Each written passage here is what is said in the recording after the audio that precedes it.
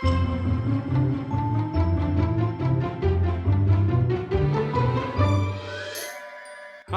I'm Joe.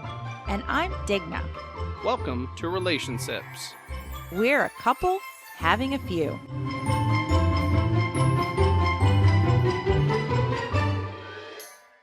Good afternoon.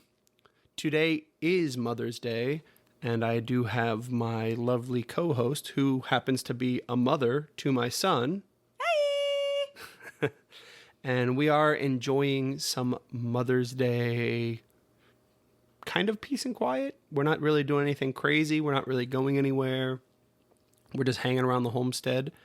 And I tried to make it my husbandly duty to go ahead and get the day started right. So the first thing I did this morning is before she got up, I put some magic in her coffee. Peanut butter magic. Yes, so I grabbed some Screwball, poured it in there, and added the cream. And then once she woke up, I hit the start button on our little espresso machine, and bada bing. It was muy delicioso. Sí. Also, a little bit strong. Well, that's the problem. There was like a little bit more than like the required amount in there, but not enough to like make a second one. So I figured just all in. So Got some fancy coffee. Yep. So I started it with that, and then I made her a Bloody Mary in a Fat Drum cup. So that's a shout out to Fat Drum Brewing. And I decided that it was so good, or she decided that it was so good that she drank most of it. And she went over to her grandma's house, which is just kind of a stone's throw away, just say Happy Mother's Day and all that kind of stuff. And I went ahead and secretly made her another one. And I Came back to a nice full glass with some scrimpies around the edge. I put shrimp in it. If you've never had shrimp with a Bloody Mary, I highly recommend it. It's almost like the brunch version of cookies and milk, where you can just dip. You dip your shrimp into like a savory flavor, like a soup. So yeah, it's pretty good. And so we ended up walking some Bailey's Espresso over to Grandma, since that's her new favorite coffee edition, and said good morning and happy Mother's Day to her. And that's why we have some peace and quiet, because the reason I'm a mother is now hanging out with my grandmother. Yes. So our reason for Mother's Day and Father's Day is hanging out with his grandmother. His great-grandmother. His great-grandmother. Sorry, yes. So probably watching some Hot Wheels videos or something. He had the remote in his hand before I walked out. He stared me in the eye and turned the television on and said, "Bye, you can go now." And I am sipping on a beer. And it's actually, I haven't even had anything to drink. I've been just making everything. Oh yeah, I also forgot. I made breakfast. I thought you were going to talk about your fancy omelet. So I've never successfully made an omelet. I don't know what it was. Maybe I've had the wrong pan, spatula combo. I don't know. But today my omelet game was on point. On point. Well, what we did is, you want to put butter or grease the pan ahead of time. So we had a pork shoulder the other day, and we had some leftover meat chunks. So I put some of just the fat in the pan and let it heat up and kind of melt its deliciousness into the pan. And pork fat is what I used today to grease up the pan. This breakfast sponsored by pork fat. It was delicious. Go hug your nearest pork farmer.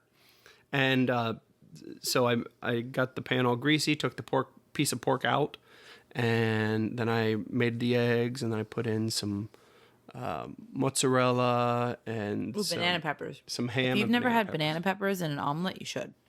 And then after I made it, I sprinkled on top like the fancy Parmesan cheese, not like the powder stuff that looks like Comet in the green Comet-like can. And smells like feet. Yeah, well, this one definitely has that great foot smell. Yes, but it's freshly grated foot. Yeah, that is a grated foot right there. And it was, so yeah, I made her that one. And then I made Desmond a 1-egg omelet. And it was in the pan I had, because the pan wasn't like a teeny tiny pan. It was a pretty big size pan. This thing was like paper thin. You could almost see through it. She made the clip.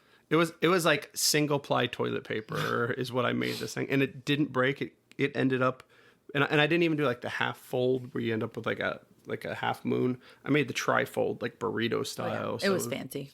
So I'm pretty proud. And then for the heck of it, I said, you know what? I'm probably going to mess up mine. Now that I've done these two, they came out pretty good.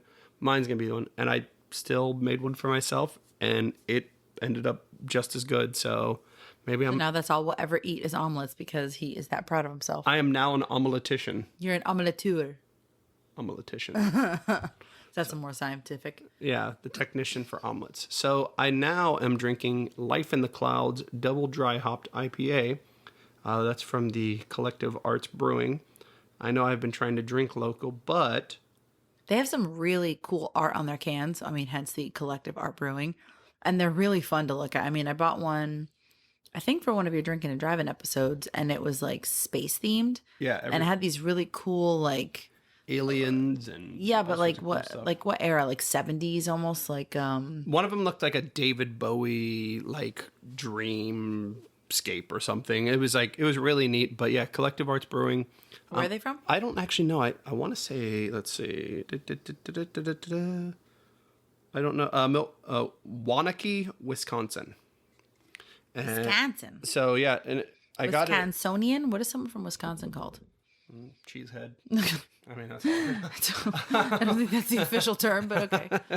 yeah, but I got this at Lucky's before it closed. They were closing down, and they always had a really That's a good Lucky's selection. find? Yeah, that was a Lucky's. Oh, find. that one's been around for a minute. So yeah, Proud of you for having it around that. I have kept some of that Lucky's going out of business beer for a while, and I figured it was time to bring it out. So this is beer that I had pre the COVID apocalypse, and I decided to bring it out. The Covopolis.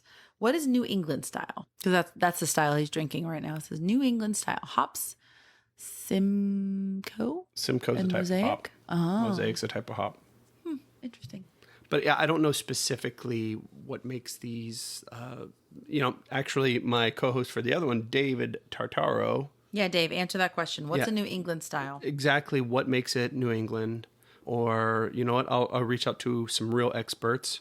I'll reach out to Will Brandt over at Beachfly, or maybe Todd Furbeck over at Helen Blazes. This way, I can tag you guys in this podcast and all that stuff too. So we'll reach out to you guys. You tell us what is a New England style IPA versus a regular style IPA.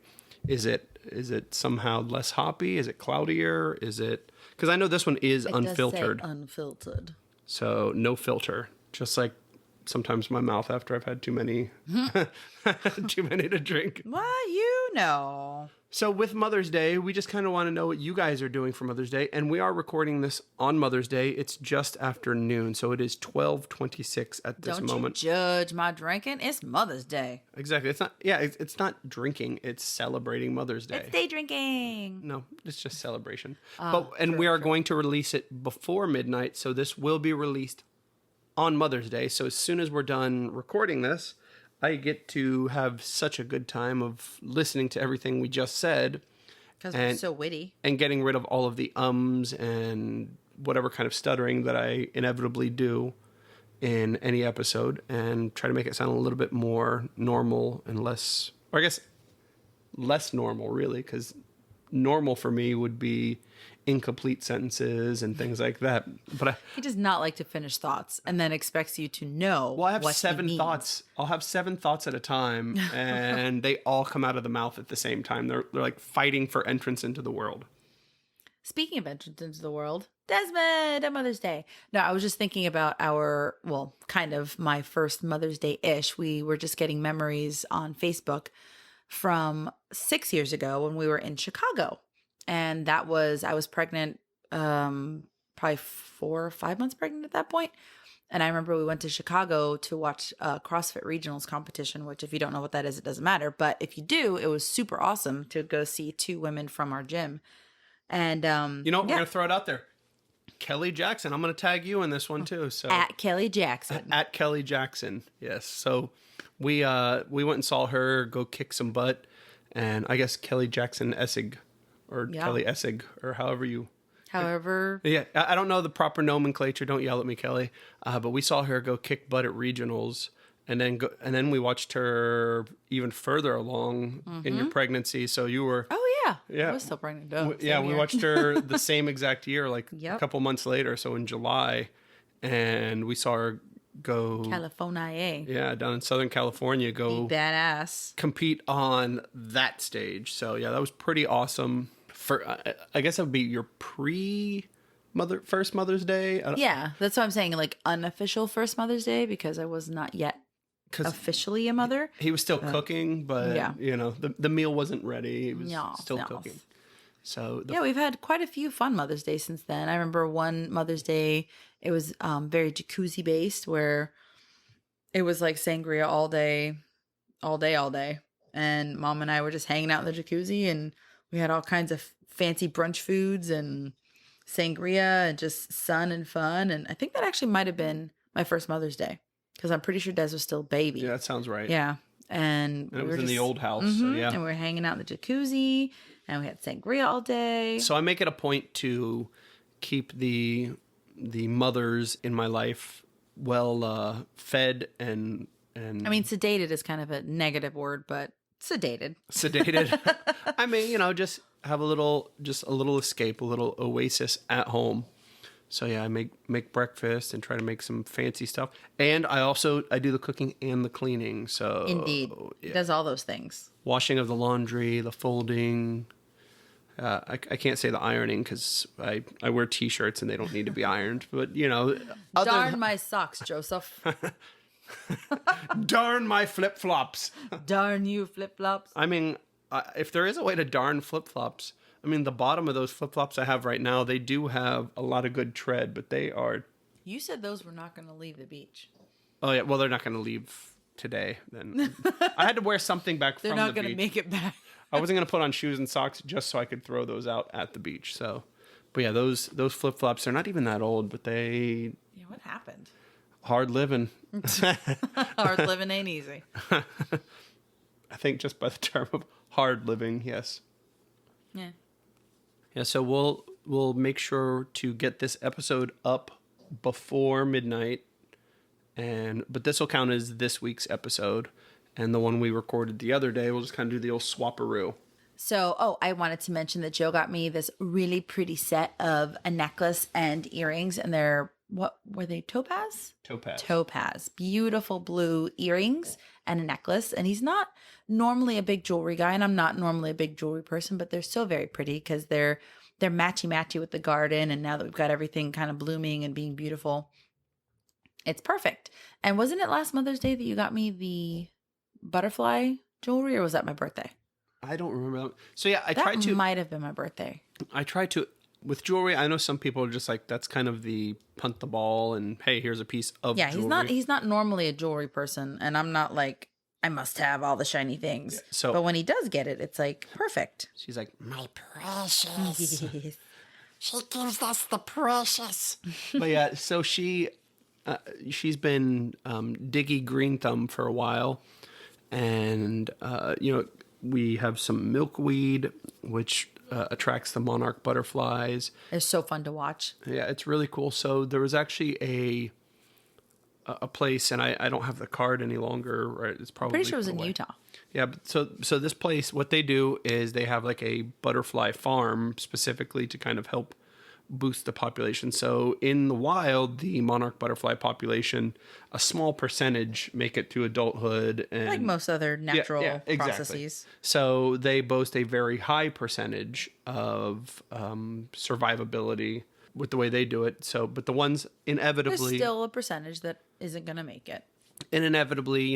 animals pass away. That's just kind of the way it works. And if you don't know that, then maybe you're too young to be listening to the show if you don't know Back that to yet. biology, kid. Yes. So they actually take these wings, and the wings from the ones that have died of natural causes, so they don't like slaughter them or anything.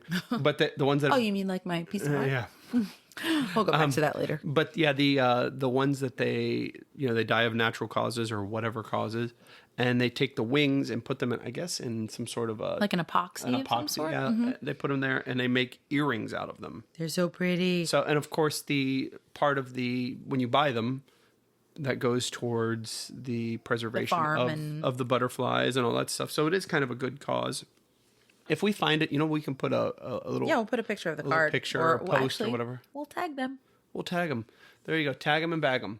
No, that's No, but they really are some very gorgeous set of earrings. They are, the full length of a butterfly wing, and they're so pretty. I don't wear them all that often just because they're like extra fancy, but I love them.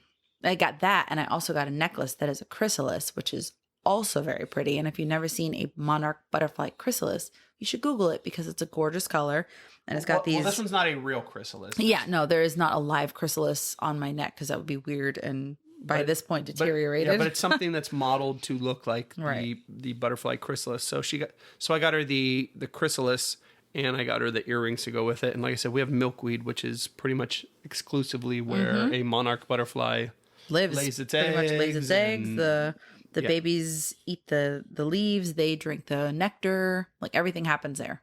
Yeah, so the milkweed and the monarch butterfly are amigos for sure. And yeah, so I got her that. I don't know if it was Mother's Day last year, but it was just I remember it might have been my birthday. Either way, I love it. but it was something just to go for jewelry. There was a reason behind it. And then this one, these were like pretty flowers, and since she's been gardening and we've got all these, we don't have just flowers. We have a lot of cool stuff. We've got a lot of edible herbs. And, Yeah, we've got a lot of edible herbs. yeah. I think the thing we grow the best is the green onions. Those green onions are ridiculous. They- They look like they look better than our St. Augustine grass. They honestly look like giant stalks of grass. I mean, I don't think green onions are supposed to be that huge, but they are in a barrel that is fed by compost and worm excretions. So it's doing really well. Poop. Yeah, if you don't know what worm excretions are, I'm talking about worm poop. And that's if you don't know anything about farming, which I know very little, but the little that I know is that worm poop is very good for our plants and for our food. highly nutritious. It's just basically their poop is broken down Well, we compost. other food. Yes. We take our scraps, and we have this barrel that's purpose built for that, and in the middle we've got this pipe that is full of just any food vegetables leftovers. and things like that. So- Cuttings. and then we've inadvertently ended up with tomato plant. Yeah, because we of have that. this big tomato plant actually that's doing beautifully right now, and it's going to start popping out some tomatoes, and I don't know where it came from. Apparently, at some point, we put some tomato cuttings in the compost, and here it comes. There you go. So that's kind of one of those fortunate accidents. I mean, What do they call them? Volunteers. The seeds that come from compost, the volunteers. nice. I like it. Yeah, so we're little farmers in our little itty bitty We've got thing. peppers and oregano and basil. My and we have favorite- carrots. my and favorite black plant beans. Is the pitcher plant though? Oh yeah, I'm looking at it That's right a now. wild one. The pitcher plant is really cool, and you should look it up. It is a carnivorous plant, the way a Venus flytrap is. And what they do is they have these things. They look like actual pitchers, With a lid. yeah, with a lid, and there's some water in there. Just like when it rains, it goes in there and all that. But there's like they make enzyme of nectar, some sort, yeah, like yeah. some sweet nectar. It produces that, and what happens is flies and other animals that like sugars, they will go into the pitcher and Die. drown. They die. They drown in there and they decompose and help feed the plant. Which feeds the plant. Exactly. So they're kind of like having an organic bug zapper. I don't know. A very slow moving organic. bug zapper. Extremely inefficient compared to the old bug zapper, but Or even fly swatter. and the cool thing about it is they really, really, really enjoy water, so you don't really have to worry about overwatering them. You can underwater for sure this particular plant, but they don't. But that was seem all to a mind. learning process. We didn't know that. We were underwatering it and it was starting to die. And now it is. We're It is super sad, but it flourishing. is happy. It is. I mean, we took it from the original pot and put it in this bigger pot, and I feel like we need to somehow get a bigger pot for do. it. But I don't even see how we could, because it's one of those almost like a vine type thing where it like needs to be in like a hanging. No, it's hanging. It would have to probably be in a really big pot and sit on a small table. like you can't put it on the ground, right? Is that? I don't think so. Maybe, but I would put it on a relatively small circumferenced but tall table. Yes. Anyway, if you can't tell, we really like our garden and our plants, and we have lots of stuff like bursting at the seams outside, and I feel like it's fun. This could have been an episode where we talked about our plants. And we will. But this is what happens when you become a mother and partying is no longer your gig, and you start having a lot of fun literally watching the grass grow. But it's grass that you planted and you can eat it, and it's fun. Yes, we definitely enjoy that. And even though this is a special Mother's Day episode, I would be remiss in my duties if I did not go with the old pod decks. So let's see. Oh my gosh, we've got more that we have Done? used now. It looks like Really? Really? No, these are the ones. oh I wait, used. let's see. Okay, yeah, sorry, I am wrong. But here's what we got. Poddex.com. All right, so the next card is, it's Mother's Day. Here you go. Who is your favorite hero of fiction? My favorite hero of fiction. So are we talking like comic book hero? I mean, or- that's where your mind naturally goes, but it doesn't have to be. It could be Gulliver for all I know. I mean, Gulliver's Travels. He just Travel. was big and little. Yeah, but he traveled. I mean, that's kind of a hero. I want to travel. As a kid, I was like Tom Sawyer. There was a television program, like an animated thing with Tom Sawyer, and it wasn't necessarily based directly on the books, but I always thought it would be cool to go up and down the Mississippi River and, walk around barefoot and con somebody else into painting the fence for me and all. Did that happen in Tom Sawyer? I thought that was a Karate Obviously. Kid. Paint the fence. Yeah, Mr. Miyagi definitely was. I mean, he said it was karate, but it's like, yeah. So you just want me to do your chores. Weed flower bed. Pick up dog poop. Wash my laundry. Scrub underwear. But yeah, I always thought as a kid it would have been Tom Sawyer. If we were going with the Marvel Superheroes? Yeah. Cinematic Universe, all that kind of stuff, I mean, I'm gonna have to go just because I really like Ryan Reynolds with Deadpool. He's the kind of That's a good one. he's the anti-hero, but he's, smart alecky and all that kind of stuff. So I would definitely say for comics and stuff like that, Deadpool is kind of a favorite right there. Deadpool is definitely a good comic book hero. I'm actually trying to Google right now who at what point in my life I thought, man, I want to be her, and I can't think of the show, so we're gonna have to go through this whole thing. Speak at me. It's on Nickelodeon. Alex Mack. I thought about that one, but no. She's sort of an adult actress now, but she was the one where like her friend came through the window and Clarissa explains it all. that's the one. I don't even know why I thought she was awesome, but I thought she was awesome. What's her name? The actress? Melissa Joan Hart. That's the one. That is the one. So if I'm thinking of like She's TV, the one. Neo. if I'm thinking of TV and characters that I guess looked up to, I don't know why I would, because I honestly can't even like think of an episode or a reason why I thought she was awesome, but I thought she was pretty cool. Yeah, I guess Was hero? it as Clarissa or as No, as Sabrina the Clarissa. Teenage Witch? No. I mean, I watched that too, but I liked her as Clarissa. Or was it as Melissa and Joey? That's all I know that she's been in. She was an adult in that one, right? Yeah, it was her and Joey Lawrence. Oh, yeah. No. Whoa. I guess that'd be about it. But yeah, I mean, Deadpool's funny.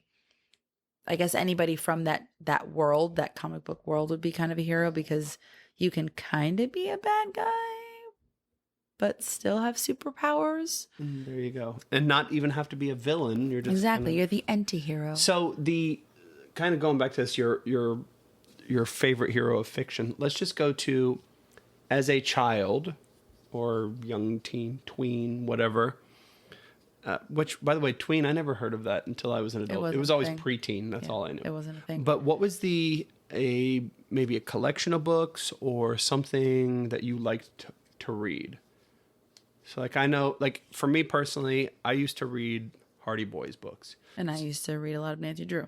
Did you read Babysitter's Club?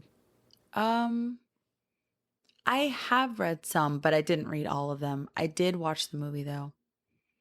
I will say, if I had a hero in my life at that tween age, I was like, I want to be those girls in that movie. Oh, you know who would be a fictional hero? I thought about it earlier and I forgot. Maybe not a hero, but who I thought was super cool. And that's who I was like, if I had to live a fictional life, that would be it. The kid from The Indian in the Cupboard. Don't remember his name at all. I just remember thinking that would be awesome to be able to put the key in the lock and there's a little character and I get to enter that world and all that stuff. But I don't I don't, as an adult, I'm not like huge into fictional stories, or I don't listen to like reality stuff necessarily, but the novels that I read are, I guess, based on reality in some aspects. So I guess that's why I'm having a hard time thinking of a fictional hero. But as a kid, yeah, I was thinking Indian in the Cupboard because it just seems so out there and so wild that it seemed pretty cool. But yes, books as a kid, big Nancy Drew fan, which isn't surprising because now I read a lot of murder mysteries. So Nancy Drew grew up and she was searching for murderers. Murderers. Nancy Drew, the adult years. Do you think she grew up to be Jessica Fletcher from Murder, She Wrote? Nancy Drew as she got older and Went back in time. No, although Nancy Drew is probably written. Yeah. Way earlier. She grew up, and after she grew up, she lived a normal life. And then after her kids grew up and moved out of the house, she decided to get back into solving mysteries and used the pseudonym of Jessica Fletcher, which is Angela Lansbury's character. And Murder, She Wrote is really Nancy Drew. There's another show that I'm having a hard time remembering. It was more like a Nick at Night show. And she lived in New York, and she was just silly, but she was a journalist, and she would like throw her hat up in the air. She used to wear like the little French hat that we wore in the army. The beret? Yes. Ooh, started with an M. Mary Tyler Moore? Yes. So if I'm looking at a more realistic character who I thought she's cool, I want to be like her. I thought Mary Tyler Moore was awesome because she was funny and she still got to do like the cool job that she did, which wasn't like a superhero, but it was still pretty neat. She was just a mundane hero. Yeah, she was just kind of doing everything on her own, but she was still funny and witty and silly, but still got the job done. All right. So I know we went a little bit off the rails with our superheroes and our mundane moms are superheroes. Heroes. Exactly. Well, Mary Tyler Moore is a superhero, isn't she? Or no, that's Patty Duke. I don't know. I thought she was Sean Astin's mom, but I think that's Patty Duke. So never mind. All right, guys. Happy Mother's Day. Happy Mother's Day. So with a joke that Kevin Nealon said many, many, many years ago on SNL, he said, Happy Mother's Day, and especially to you, Shaft, because you're the baddest mother of all. Take it easy. Bye.